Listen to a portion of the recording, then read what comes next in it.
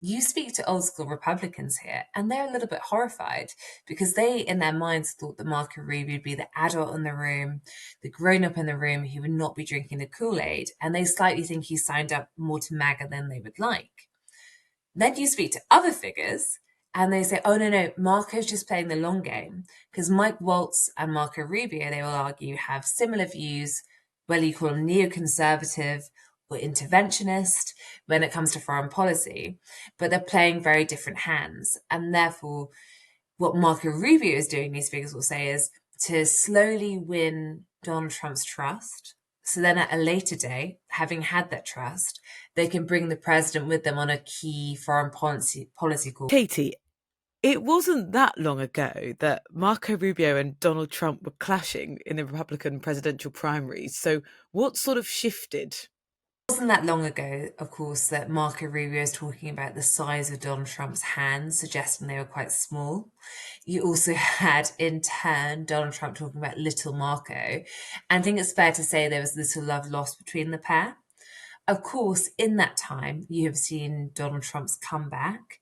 And at a point during the campaign, when Donald Trump was trying to see off Ron DeSantis, Marco Rubio did endorse Donald Trump at quite an important point in his presidency campaign.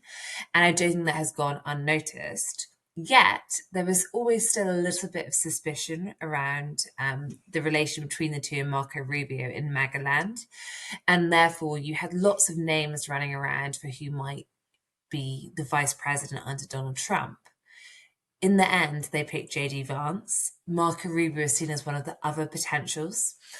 What has been really striking, I think, in the second term of Donald Trump, which has surprised many in Washington, is how Marco Rubio has risen through the ranks and actually now seems to be one of the figures in the Trump inner circle who's very much in favor.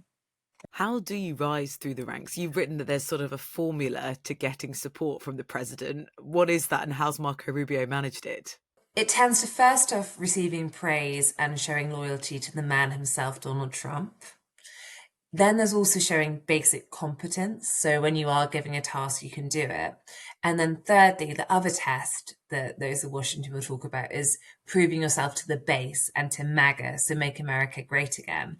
And he has made efforts in all three because he has, despite, I think, probably if you think about some of his previous views on foreign policy, he's probably more of a traditional conservative, a traditional Republican than many around.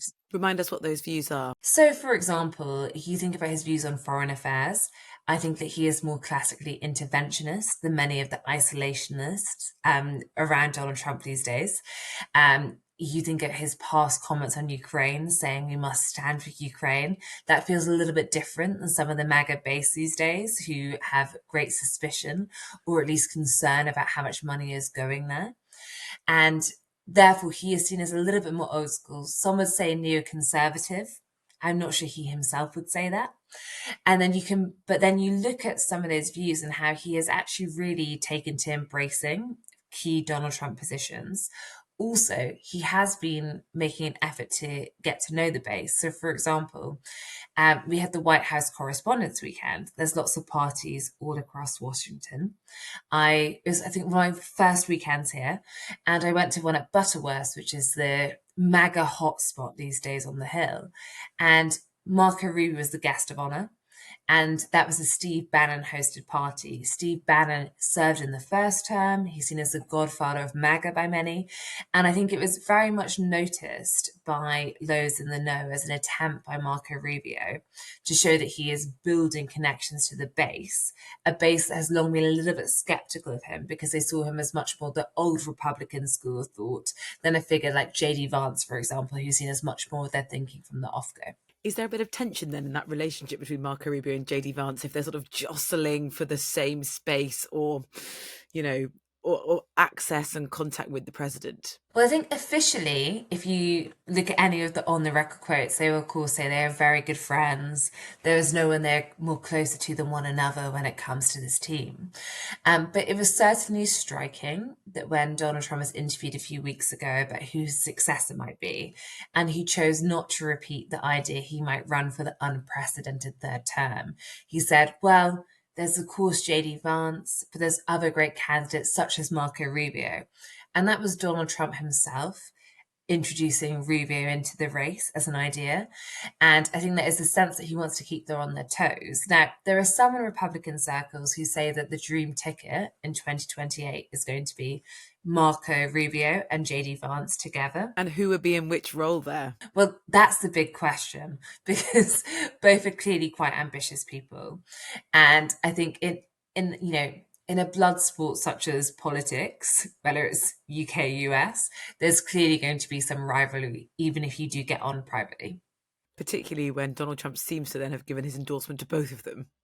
Quite. And I think there is an attempt by Donald Trump probably to do what lots of people said he's done for his whole career, which is keep those around him on his toes and never have a direct rival. So everyone is guessing, and therefore Donald Trump is not coming up directly against a single one of them. But certainly the fact that Donald Trump, when Mike Waltz was pushed aside to then take on an ambassador role, gave that extra brief to Marco Rubio. The last time I think was under Kissinger, when you had a Secretary of State also having the national security role, is pretty rare. And therefore, that's a sign of trust and a sign that actually he trusts Marco Rubio more than many expected when he first took on the role, which does suggest that he is rising in the ranks for many of the reasons we just discussed. What's his personality like? Well, I think the question is, what does Marco Rubio really believe in? And when it comes to his personality, he is someone who is been around for a long time in Republican circles. He obviously went for the primary against Donald Trump ahead of the first term. But in Washington, there's a real debate these days as to what his motivation is. So you will see these memes online of, blink twice, Marco, if you're okay. And it zooms in on him in these cabinet meetings. And it's this idea that he's almost being held hostage by the MAGA movement. He is much more of the old right and he doesn't believe any of these things. But yet, you speak to old school Republicans here, and they're a little bit horrified because they, in their minds, thought that Marco Rubio would be the adult in the room, the grown up in the room who would not be drinking the Kool Aid, and they slightly think he signed up more to MAGA than they would like. Then you speak to other figures, and they say, oh, no, Marco's just playing the long game because Mike Waltz and Marco Rubio, they will argue, have similar views, whether you call them neoconservative or interventionist when it comes to foreign policy, but they're playing very different hands. And therefore, what Marco Rubio is doing, these figures will say, is to slowly win Donald Trump's trust. So then at a later day, having had that trust, they can bring the president with them on a key foreign policy call, whether it's Iran or China or another issue.